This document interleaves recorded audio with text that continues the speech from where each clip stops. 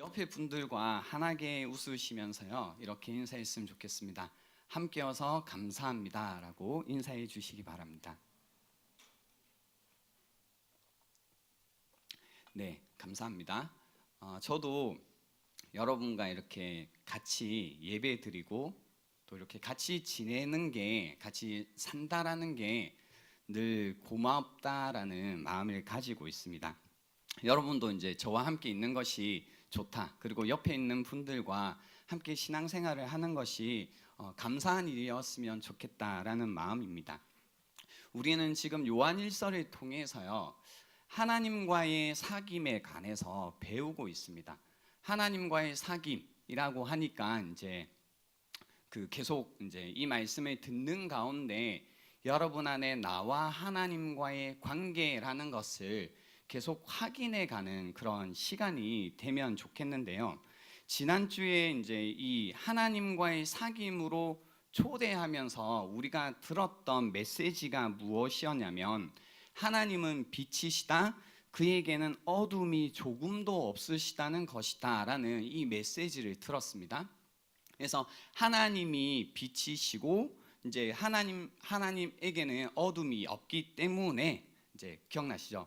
하나님과 사귐이 있다면 우리가 그 빛 가운데 행하게 되고, 빛 가운데 행한다라는 것은 우리의 연약한 점들, 악한 점들, 부족한 점들, 우리라는 존재를 하나님의 빛 가운데 나를 드러내며 살아가고, 주님의 빛 가운데 나를 드러냈을 때 미쁘시고 의로우신 주님께서 우리의 죄를 깨끗하게 해주시는 것, 이것이 우리가 누리게 되는 기쁨이라고 배웠습니다.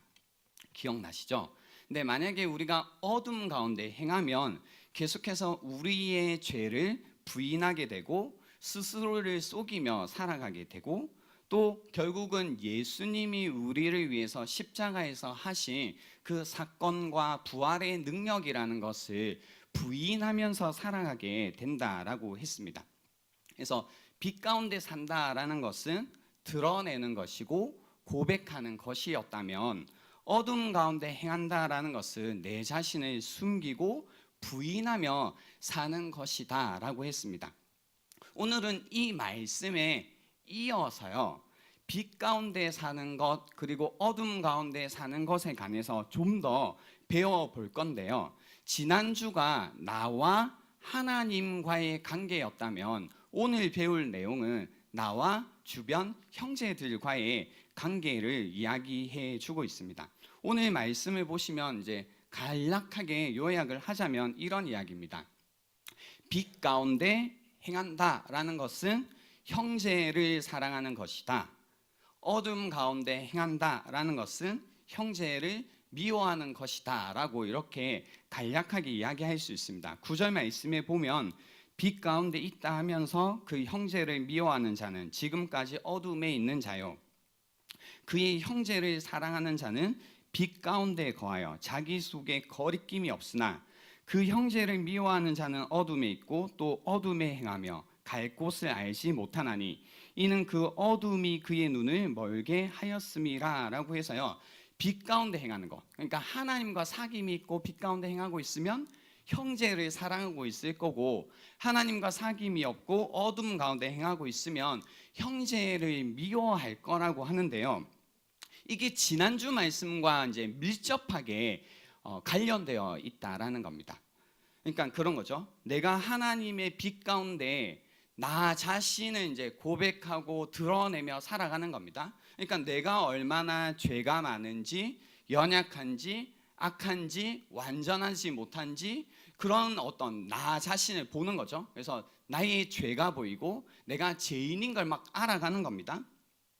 근데 이렇게 살면 이제 그거죠. 형제를 사랑하는 것이라는 것이 자연스럽게 연결되어서 가지만, 만약에 우리가 어둠 가운데 행하며 내가 가지고 있는 죄라든지 부족함, 연약함이라는 것들을 계속 덮고 숨기면서 살아가며 또 나 자신의 어떤 모습들을 부인하며 산다면 이것이 어떻게 이어지게 되냐면 형제를 미워하는 방향으로 가게 된다는 겁니다.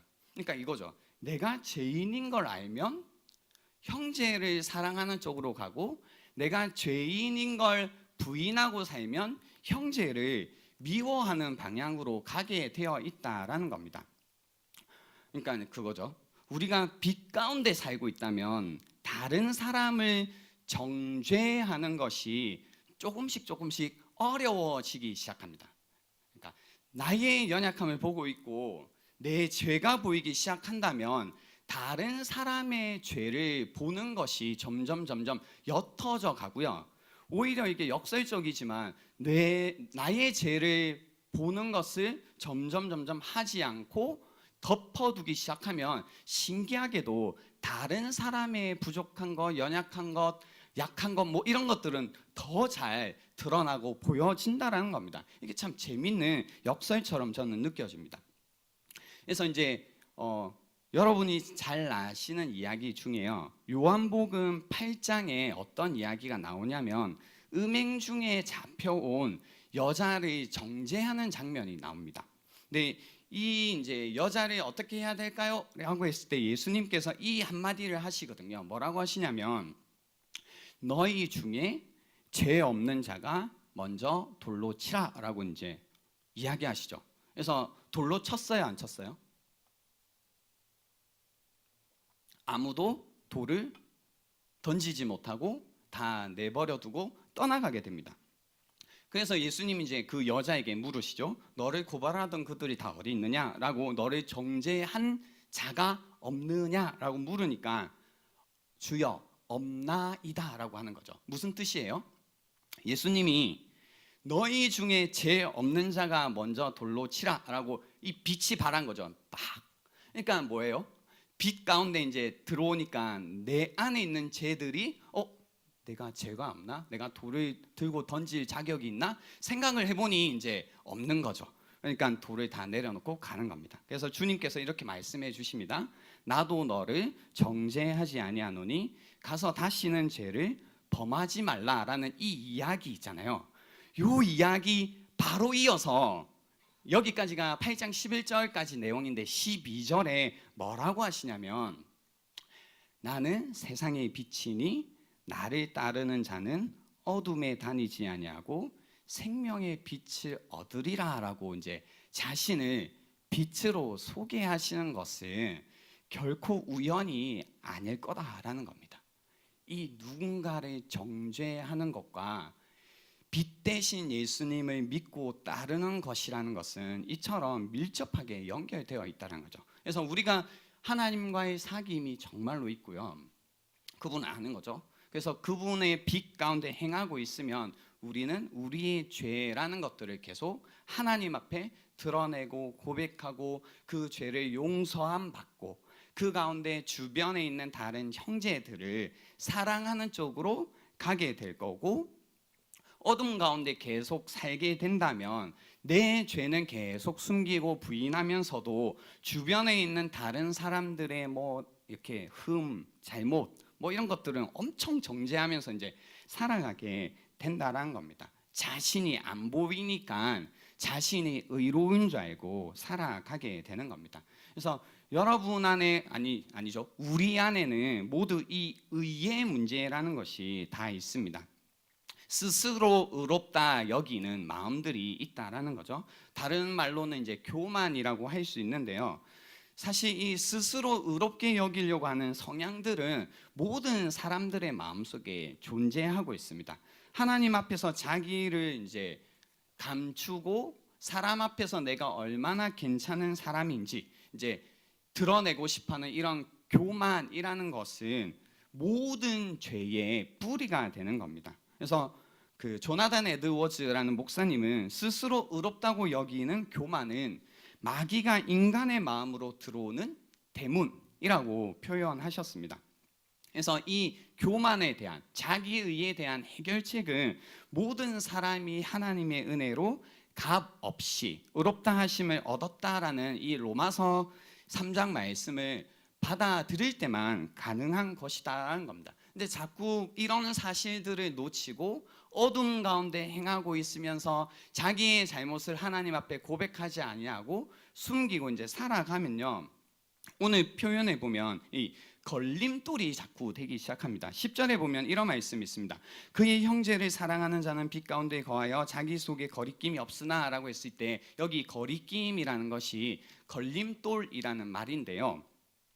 빛 가운데 우리가 살아간다면, 거하고 있다면 걸림돌이 아닐 텐데 어둠 가운데 있다면 반대로 걸림돌이 되는데요. 이 걸림돌에 관해서 제가 이제 준비할 때 봤던 그 마틴 로이드 존스 목사님 책에 어떻게 표현이 되어 있었냐면요, 이런 글이 있었습니다.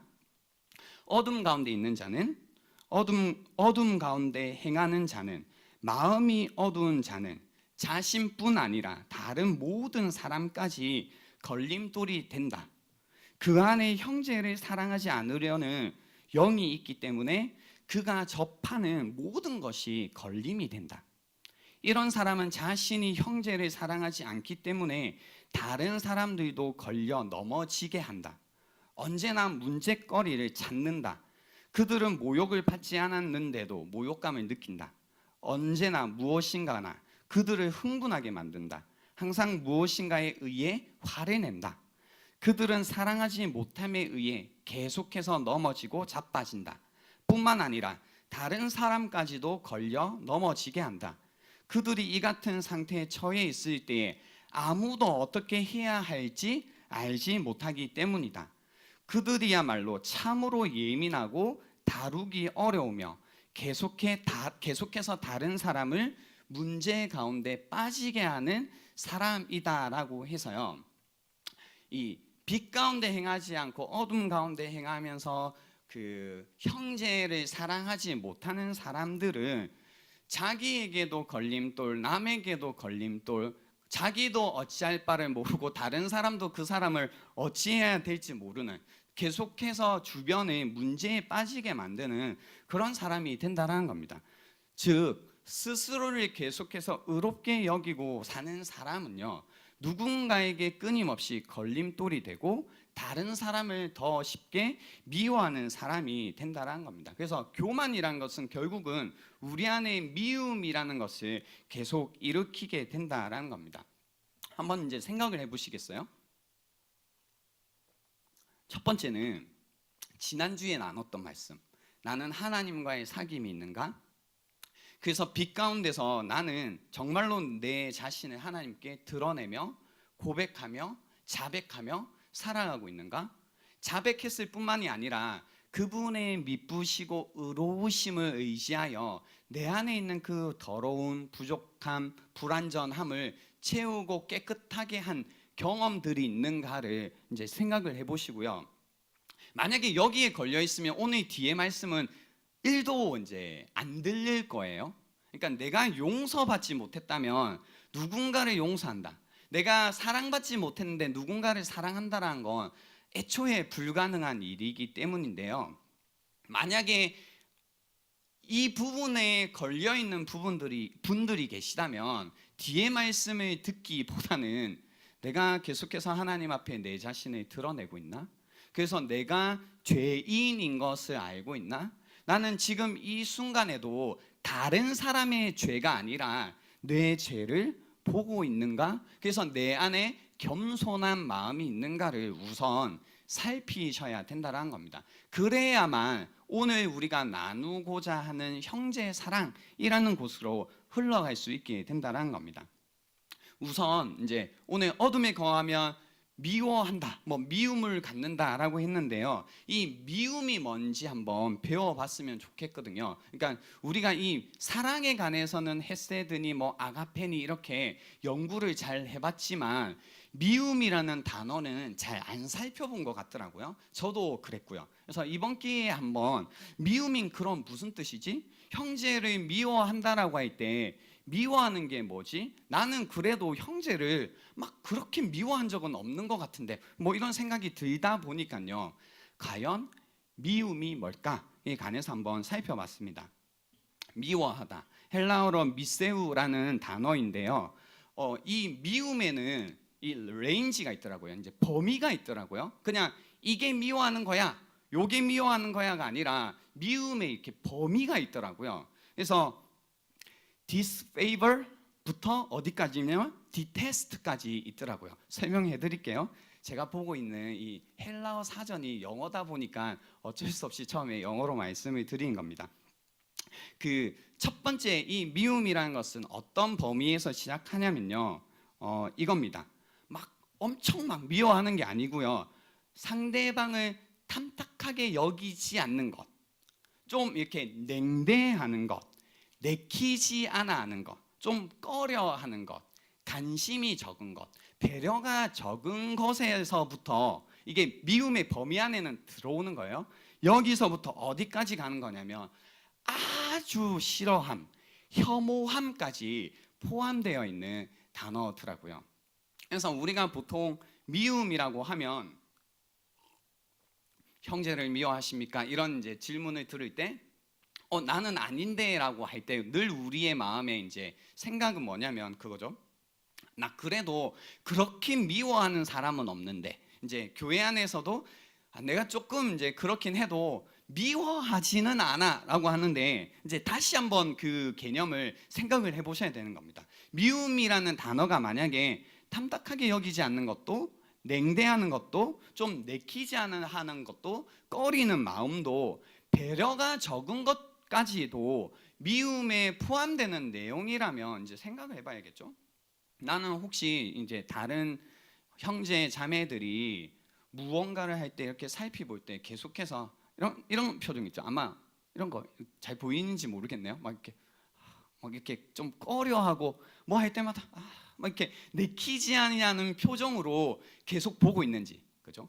앞에 뭐 예를 들면 디오 팀이 예비하고 싱어를 서고 있는데 볼 때마다 또 뭐야? 뭐 이런 이제 모습이라든지, 목장 모임에서 이제 누군가가 나눔을 할 때마다 또 이렇게 이제 뭔가 그렇게 말하는 방식이라든지 뭐 이런 모습들, 또 이제 앞에서 목사님이 막 귀엽게 하고 하면 뭔가 내키지 않아, 저것 좀 하지 마, 뭐 이런 이제 합당한 이유이시긴 한데요. 아무튼 그런 이제 마음들이 형제 자매들을 볼 때마다 계속 이제 내 마음에 들어오는, 그리고 내 마음의 상태와 태도라면 나도 이 부분에 그 자유로운 것은 아니구나라고 생각을 하셔야 되고요. 이 감정들, 내키지 않아하고 탐탁하게 여기지 아니하고 냉대하고 내키지 아니하고 꺼려하고 배려가 적과는 이 마음들이 점점 계속해서 자라서 결국은 어디까지 가냐면 아주 싫어하고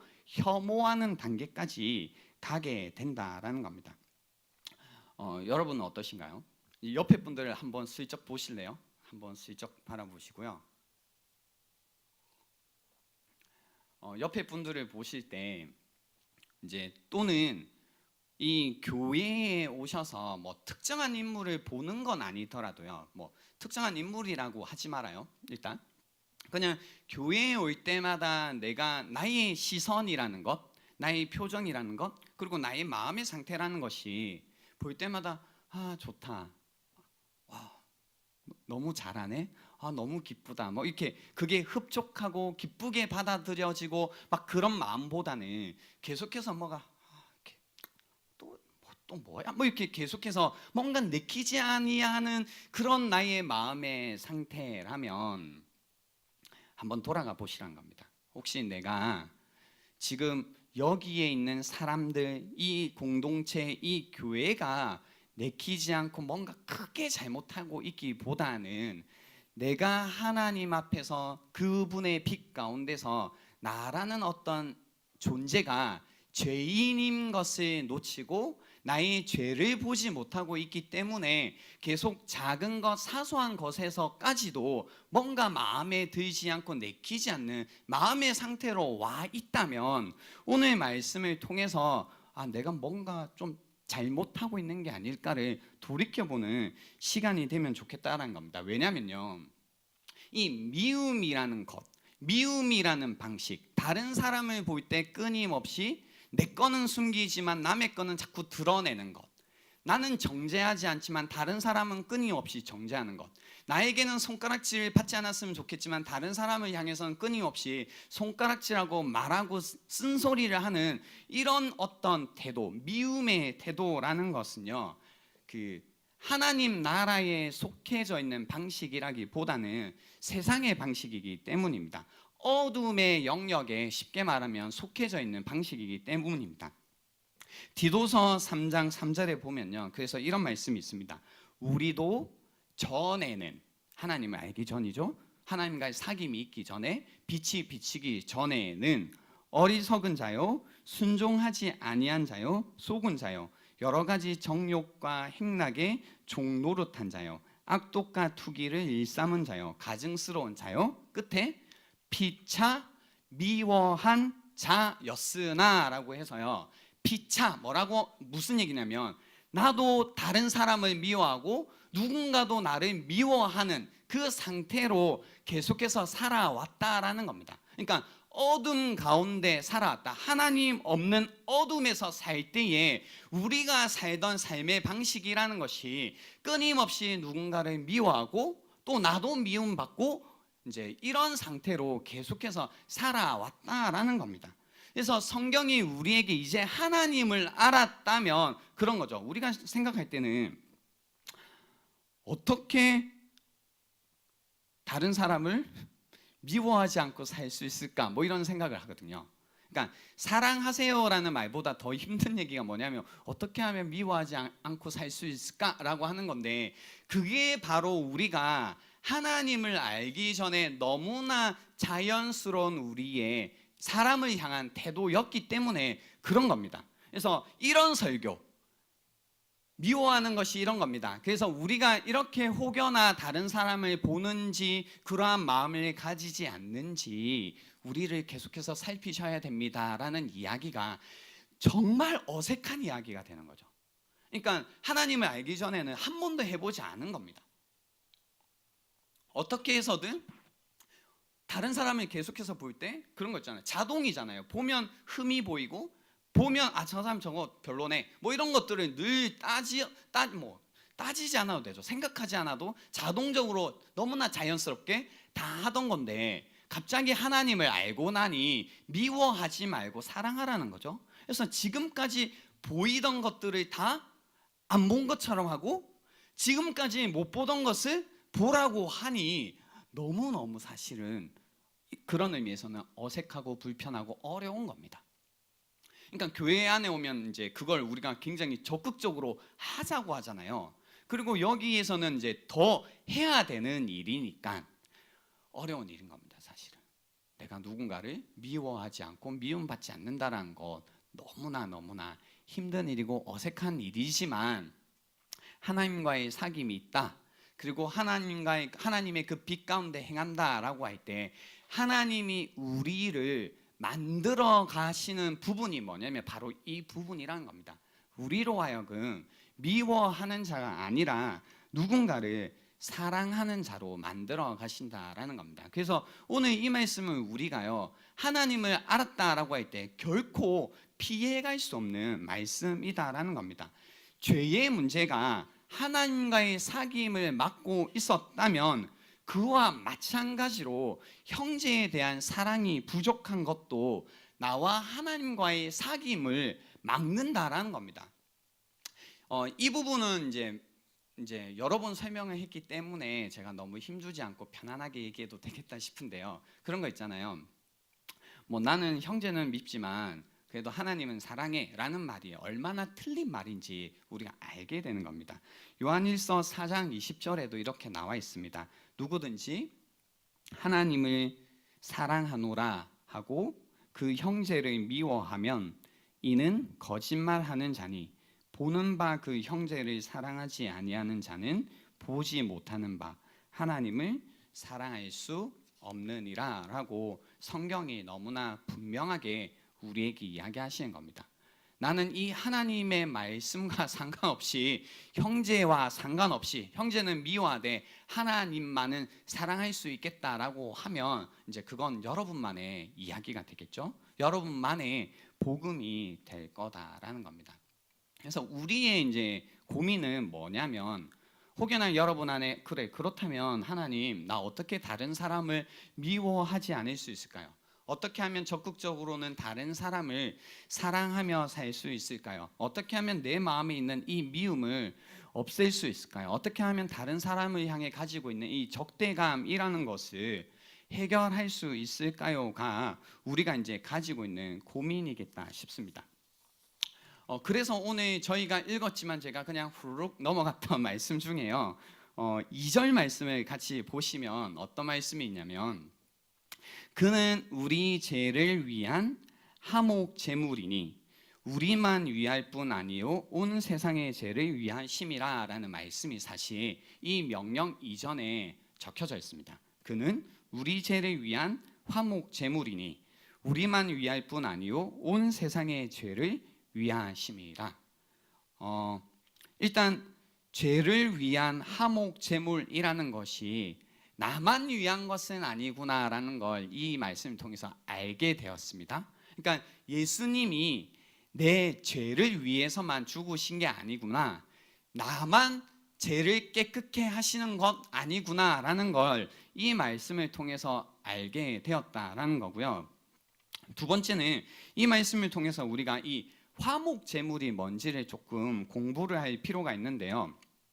그 화목 제물이라는 이 용어의 의미는 제물을 바쳐 하나님의 진노를 푼다라는 뜻을 가지고 있습니다. 그래서 이 화목 제물 딱 보는 순간 진노를 잠재운다, 뭔가 화를 달랜다의 의미로 받아들이시면 됩니다. 그래서 그는 우리 죄를 위해 하나님의 진노를 달래셨는데 그게 우리만 위할 뿐 아니라 온 세상의 죄를 위하심이라 라는 의미가 되는 거죠. 이 화목제물, 어쩌면 여러분에게는 생소한 단어일 수 있어가지고요. 여러분에게 이제 익숙한 단어로 조금 이제 알려드리자면 이겁니다. 제가 이 글을 읽다가 번뜩 떠오른 게 뭐였냐면 화난 여자친구를 달래는 법이 생각이 막 나더라고요. 그래서 혹시나 해서 인터넷을 쳤습니다. 화난 여자친구를 달래는 법 쳤더니 나갈게요, 안 나갈게요? 나와요. 신기하죠? 예, 많이 고민들 하나 봐요. 그래서 이제 그 출처가 어디냐면 여자친구 달래는 법 작성자 득구닷컴, 저 뭔지 모르겠어요. 제 위에 있는 거 이제 클릭을 했었는데요. 거기에 이제 여자친구를 달래는 법으로 3가지를 제안하더라고요. 뭐였냐면 이제 글을 조금 읽어볼게요. 한번 삐친 여자친구 달래주기 힘드시죠? 위로가 되죠, 여러분? 아무리 화해하려 노력해봐도 오히려 더 싸우려고만 드는 여자친구 달래주는 것이 얼마나 어려운지 대부분의 연인들을 알고 있을 거예요. 그런가요?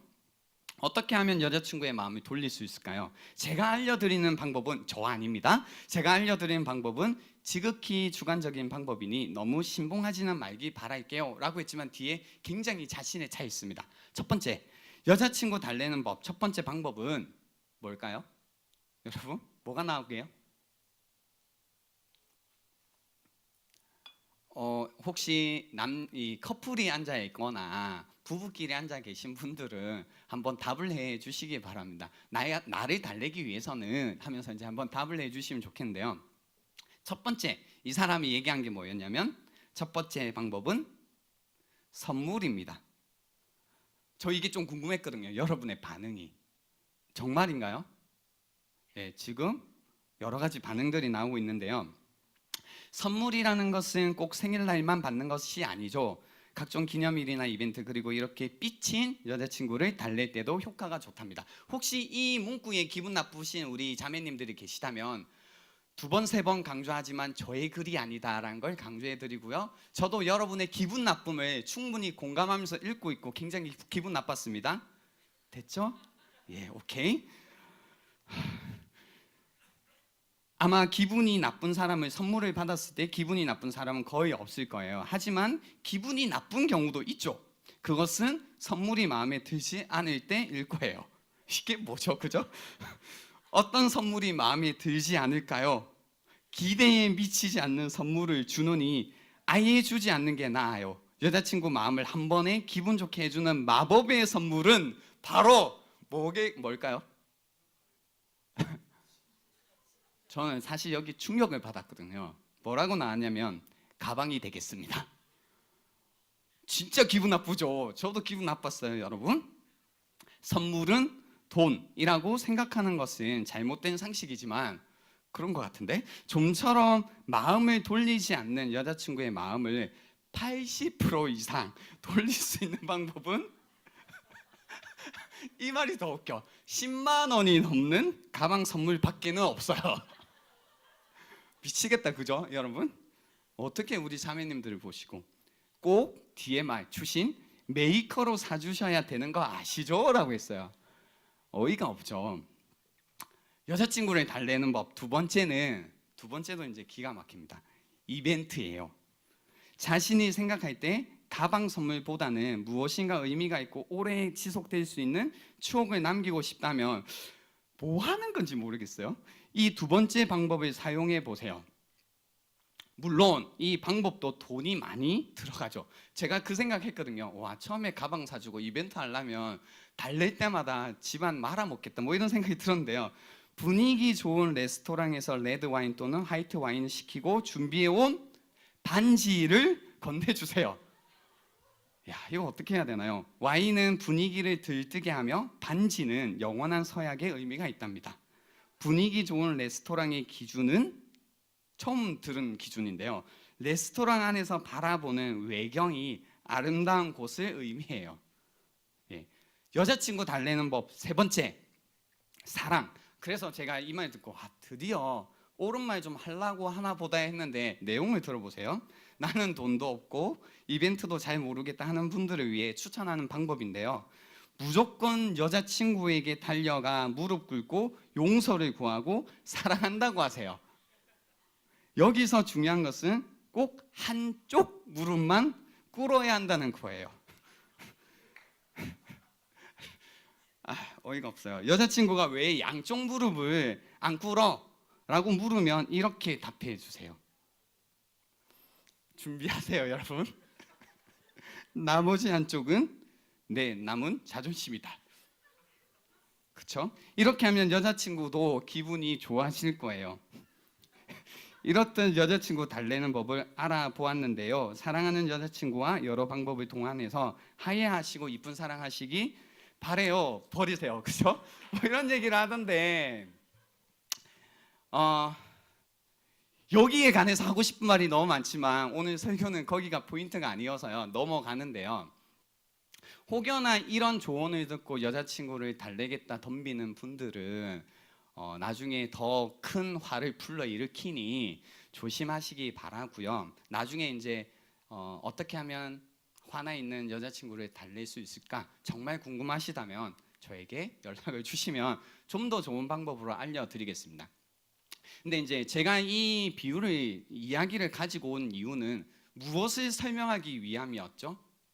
화목제물, 그죠? 여기에서 이 남자의 관점, 이 이상한 남자의 관점에서 이제 화나 있는 여자친구를 달래기 위해서 화목제물을 쓰고 있는 겁니다. 첫 번째 화목제물이 뭐였냐면 가방이었고요. 두 번째 화목제물이 이벤트였다라는 겁니다. 그래서 이제 화목제물의 개념이 무엇인지 좀 아시겠죠? 그러니까 상대 누군가가 화가 나 있는 상태에서 진노하고 있는 상태에서 그 진노를 풀기 위해 바치는 제물을 화목제물이라고 하는 건데요. 이제 화해하기 위해서 이제 싸우고 있는 두 당사자 간에 어떤 분노나 적대감이라는 것을 없애기 위해서 필요한 게 무엇이냐면 이 화목제물이라는 겁니다. 그래서 이걸 어떻게 우리가 적용할 수 있냐면 하나님과 우리라는 존재가 있죠. 우리가 하나님께 범죄함으로 하나님의 진노 아래에 살고 있는 상태가 되었죠. 그래서 하나님의 생명으로부터 떠나 있었고 어둠 가운데 살고 있었는데요. 이런 하나님과 이제 그러니까 생명도 없고 어둠 가운데 하나님의 진노 가운데 우리의 모든 삶의 끝이 죽음밖에 없던 이런 존재였다가 예수 그리스도라는 화목 제물을 통해서 하나님의 진노라는 것이 사라지고 다시 그분과 내가 화해하게 되는, 화목하게 되는 데 사용된 그 예수 그리스도가 바로 화목 제물이라는 겁니다. 그래서 요한일서 4장 10절에도 사랑은 여기 있으니 우리가 하나님을 사랑한 것이 아니요 하나님이 우리를 사랑하사 우리 죄를 속하기 위하여 화목 제물로 그 아들을 보내셨다라고 이야기하시는 겁니다. 그래서 이 화목 제물의 개념이 하나님께서 우리에게 형제를 미워하지 말고 사랑하라라는 명령을 주실 때 이렇게 들어와 있는 이유가 무엇이냐면, 첫 번째는 그거죠.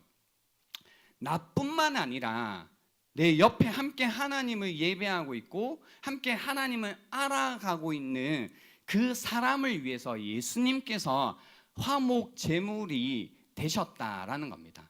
예수님의 그 화목 제물로 그 사람을 샀다라는 의미로 우리에게 해 주시는 거고요. 두 번째는 무엇이냐면, 우리 입장에서 이제 우리도 하나님과 무엇으로 화해하게 되었다는 거예요? 어떻게 사귐 있게 되었다는 거예요? 예수 그리스도라는 화목 제물을 통해서 하나님과의 사귐이 하나님과의 그 빛 가운데 살아가게 되었다라는 이야기를 해주시는 겁니다. 그래서 이 화목 제물이라는 개념이 하나님을 알기 전에는 없던 개념이라기보다는 없던 사실이다가 이제는 하나님과의 사귐이 있는 사람에게는 항상 함께 붙어 다니는 너무나 중요한 내용으로서 삶에 갇히는 겁니다. 그러니까 우리가 하나님께 나아갈 때도 항상 화목 제물이 있고, 이 다른 사람을 상대하고 이야기하고 만나고 살아갈 때에도 우리에게 무엇이 존재하냐면 항상 화목 제물이라는 것이 존재한다라는 겁니다. 그래서 그런 거 있잖아요, 여러분. 누군가와 사이가 좋지 않고 싸우게 되고 화나게 됐을 때 우리도 그런 생각은 해요. 어떤 생각을 하냐면 그냥 이 분노 풀면 안 될까라는 생각을 하는 거죠. 그러니까 상대방도 그렇고 나도 그래요. 상대방이 화나 있을 때도 그냥 그 화난 거 마치 없었던 것처럼 해주면 안 될까라는 생각. 그때는 이제 적극적으로 그런 생각을 하죠. 아, 저게 뭐 그렇게까지 하나한 일이라고 그냥 한번 눈 감아주면 안 되나? 그냥 넘어가주면 안 되나? 뭐 이런 생각을 하는데, 내 입장에서 보면 내가 뭔가 화가 났을 때, 그러니까 여자친구라든지 남자친구가 정말로 나에게 뭔가 잘못을 하거나 짜증나게 한 거죠. 그러면 이제 우리 안에 뭐죠? 뭔가 짜증이라는 혹은 분노라는 이 감정이라는 것이 상대방의 잘못을 통해서 굉장히 추상적인 개념이긴 하지만, 이 분노라는 게 실제적으로 나와 그 사람과의 사이 가운데 이렇게, 이걸로 할게요, 들어오게 되는 겁니다. 그죠? 그러니까 보이지 않아요, 이 분노라는 건. 근데 너무나 실제적인 거죠. 이 사람이 나에게 잘못하는 순간 내가 아무런 감정을 안 가져도 되고 그냥 넘어가도 되는데, 넘어가지 못하는 이유, 그냥 마음을 풀지 못하는 이유, 용서하지 못하는 이유는 너무나 분명하게 그 사람과 나 사이에 뭔가 있다는 겁니다, 이게. 그래서 보세요, 아까 전에 그 예처럼 남자친구가 혹은 여자친구가 선물이든지 이벤트든지 뭐든지 무릎을 꿇든지 해서 이 분노를 위한 화목 제물을 드려주면 어떻게 해요? 이 분노라는 걸 어떻게 해줄 수 있어요? 제거해 줄 수 있지만, 나를 위해 어떠한 화목 제물을 드려주지 않으면 이 분노라는 것, 화라는 것은 절대로 그냥 아무렇지 않게 없애줄 수 없는 겁니다. 그래서 이 분노라는 거 어떻게 해야 끝나냐면, 상대방이 나에게 화목 제물을 주지 않는다면 이 분노라는 거 그 사람에게 뭐예요? 던져줘야 되는 겁니다. 대갚아줘야 되는 겁니다. 이게 우리가 말하는 복수라고 하는 거거든요. 여러분 하잖아요. 아니에요? 누군가가 나에게 미운 짓하고 나쁜 짓하고 속상하게 하면 그게 말이든 행동이든 마음가짐이든 상관없이 어떻게 해야만 끝나요? 돌려줘야만 끝나는 겁니다. 상대방이 내 마음을 흡족할 만큼 화목 제물을 드려주든지 아니면 그게 흡족하지 못하다면 나의 그 분노라는 것을 그 사람에게, 나에게 잘못한 그 사람에게 반드시 돌려줘야만 끝나는 것이 이거다라는 거죠. 가끔 그런 질문해요. 왜 하나님은 우리를 그냥 용서해 주시면 안 됐나요? 죄인인 우리를 그냥 없는 걸로, 그냥 죄 없는 걸로 해 주시면 안 되나요? 이거 인생을 1도 모르는 사람들이 하는 얘기죠. 그죠? 안 살아봤어요? 라는 이야기밖에 안 난 겁니다. 우리가 정말로 삶을 살아봤다면, 인생을 살아봤다면 이 분노라는 것, 누군가가 죄를 범해서 생긴 어떤 분노라는 것을 그냥 없는 것처럼 절대로 할 수 없다는 걸 분명히 알고 계실 거라는 거죠. 하나님과 우리 사이도 마찬가지인 겁니다.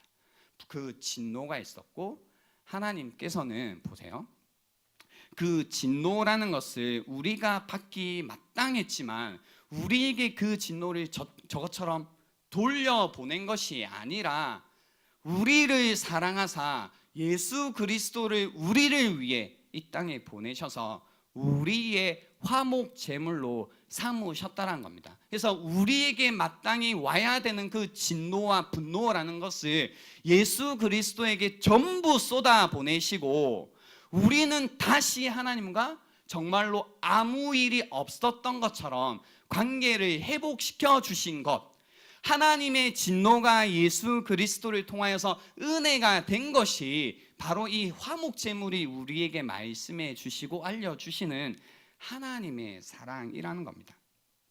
그래서 이 화목제물을 볼 때마다 우리가 기억해야 되는 것은 무엇이냐면, 그리스도는 하나님께서 자신의 진노라는 것을 그 거룩하시고 영원하시고 그 넓으신 가슴으로 떠안으신 걸로 보셔야 된다는 겁니다.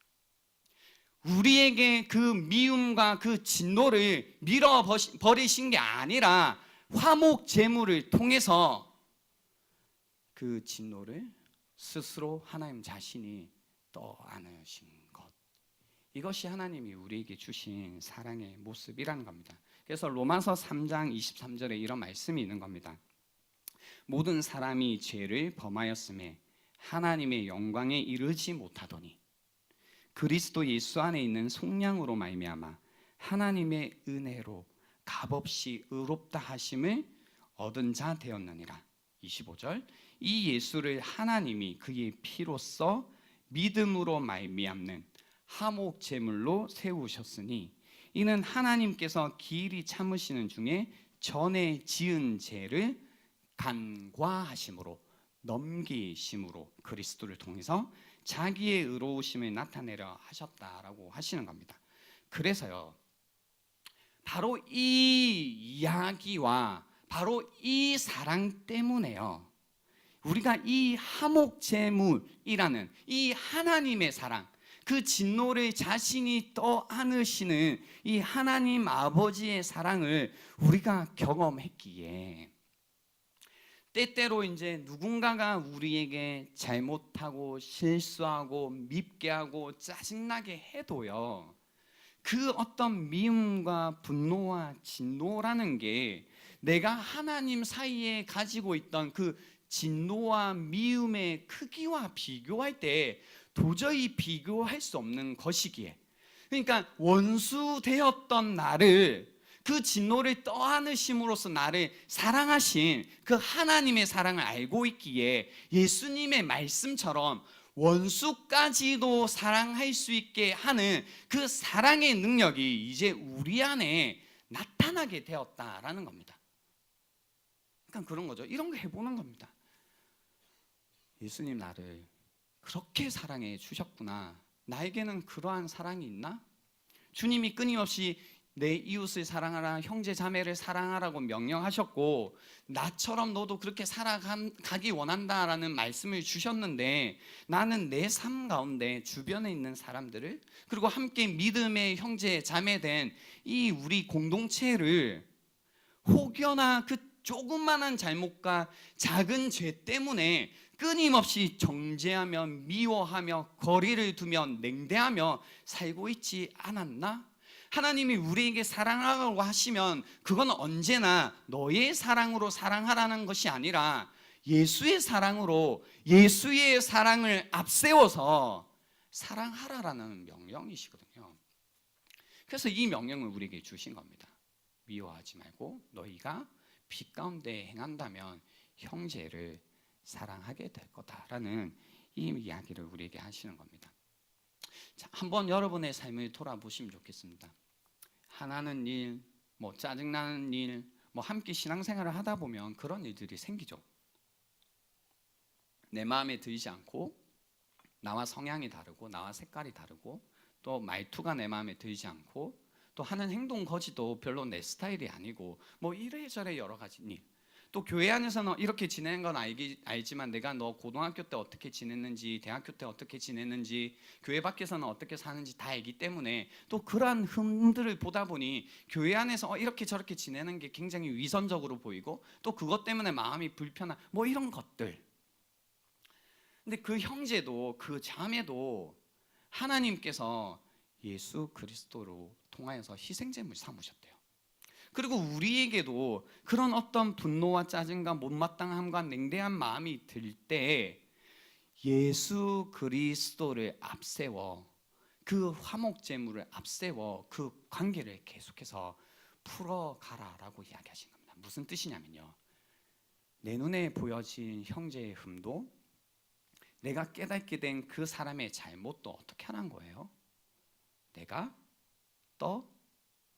안으라라는 이야기를 하시는 겁니다. 하나님께서 우리의 잘못을 안으시고 죽으신 것처럼 너희도 다른 사람의 잘못을 안으라라는 이 말씀을 우리에게 하시는 겁니다. 근데 이거 굉장히 어려운 것 같지만 저희는 이제 거의 걸음마 단계거든요. 이 누군가를 사랑한다, 미워하지 않는다, 이거 되게 걸음마 단계예요. 이제 일어설까 말까 하고 있는 단계니까요. 어디에서 시작했으면 좋겠냐면 그 C.S. 루이스 순전한 기독교에서 말한 사랑에 관해서부터 좀 시작했으면 좋겠는데요. 이렇게 이야기를 하셨습니다. 어떤 이들은 기질적으로 냉정하다. 그런 분들 계시죠? 기질적으로. 그것은 불운한 일이긴 해도 죄는 아닙니다. 소화불량이 죄가 아닌 것과 같죠. 그런 기질을 가졌다고 해서 사랑을 배울 기회가 없거나 사랑을 배워야 하는 의무에서 면제되는 것은 아닙니다. 그러니까 그런 기질이 있다고 해서 나는 원래 그래, 그러고 끝내면 안 된다는 겁니다. 우리 모두에게 주어진 법칙은 아주 간단합니다. 자신이 이웃을 사랑하나 사랑하지 않나 고민하느라 시간을 낭비하지 마십시오. 그냥 그를 사랑한다 치고 행동하십시오. 그러면 곧 위대한 비밀 하나를 발견할 것입니다. 어떤 사람을 사랑한다 치고 행동하면 얼마 지나지 않아 진짜로 그를 사랑하게 된다는 비밀을 말입니다 라고 나와 있습니다. 저도 여러분에게 권면해드리고 싶은 실제적인 방법은 무엇이냐면요, 옆에 있는 우리 형제 자매들을 볼 때, 이 청년 함대라는 공동체를 볼 때 내가 사랑할 만한가 아닌가, 여기 내가 헌신할 만한가 아닌가, 여기가 좋은가 아닌가, 이런 거 따지지 마시고, 내가 정말 여기를 좋아하나 사랑하나 이런 거 따지지 마시고, 그냥 사랑한다 치고 그렇게 행동해 가시라는 겁니다. 그러다 보면 진짜로 이 공동체를, 진짜로 형제 자매를 사랑하게 되는 비밀을 여러분도 알게 될 거다라는 겁니다. 이제 말씀을 마무리하려고 합니다. 요즘 제가 상상하는 게 있습니다. 무엇을 상상하냐면요, 하나님 나라를 상상해요. 나중에 부활의 몸을 입고 하나님 나라에서 살게 되겠지. 하나님과 이 사귐을 계속 갖다가 친히 그 하나님과 함께하는 삶을 누리겠지. 그 영생을 막 상상을 하다가요, 어떤 걸 이제 이렇게 그려보게 되냐면, 하나님 나라에 가면 우리가 이 땅에서 살았던 모든 것들이 드러나겠지라는 생각입니다. 모든 것들이, 모든 생각이, 모든 감정이, 모든 마음이, 모든 나의 이제 속마음이 다 드러나겠지. 모든 것이 밝히 보여지겠지라는 것이 이렇게 상상이 되더라고요. 그래서 분명히 그게 알게 될 것 같아요. 내가 얼마나 형제 자매를 사랑했는지, 내가 옆에 있는 형제를 어떻게 바라보고 있었는지, 내가 함께 신앙생활하고 있는 자매를 어떻게 정말로 생각하고 있었는지, 그날의 모든 것이 밝혀지겠다라는 상상을 한번 해봤습니다. 옆에 분도 한번 이렇게 그냥 시선으로만 바라봐 주시겠어요? 한번 서로 눈 웃음도 지어주시고 바라보시겠어요? 우리는 그렇게 믿잖아요. 이 사람이 그래도 내가 어떻게 생각하는지, 그리고 어떤 마음으로 대하고 있는지, 또 얼마나 정말로 어떻게 생각하는지 모를 거야라는 것 때문에 그냥 이렇게 말하고 저렇게 말하고 그러면서도 웃고 있는 것들이 있는데요. 저는 그랬으면 좋겠는 거예요. 우리가 함께 하나님 나라에 갔을 때 우리가 이렇게 함께 정말로 눈빛을 교환하고 함께 만나고 교제했던 우리들이 서로가 서로에게 깜짝 놀라면 좋겠다라는 겁니다. 정말 꿈에도 몰랐다라는 거죠. 그렇게까지 나를 생각해 줬는지, 그렇게까지 나를 사랑해 줬는지 몰랐다라는 겁니다. 그래서 너무나 고맙다고, 나를 사랑해줘서, 나를 사랑했기에 나를 기다려주고 참아주고 인내해주고 품어주고, 때때론 나의 잘못도 그걸 품는 것이 너무나 힘들었겠지만 그 고통을 감수해 준 그 사랑이 너무나 커서 감격하며 눈물 흘리는 그날을 우리가 함께 바라보면서 지금 여기에서부터 다른 형제 자매들을 대할 때 그날을 상상하며 서로 사랑하며 살아가면 좋겠다라는 겁니다. 이 시간을 잠시 드릴 텐데요. 오늘 말씀을 이제 들으시면서 여러분 마음 가운데 혹시 하나님께서 주셨던 마음이 있다면, 생각이 있다면 주님의 그 말씀에 한번 반응해 보시는 시간이 되면 좋겠습니다.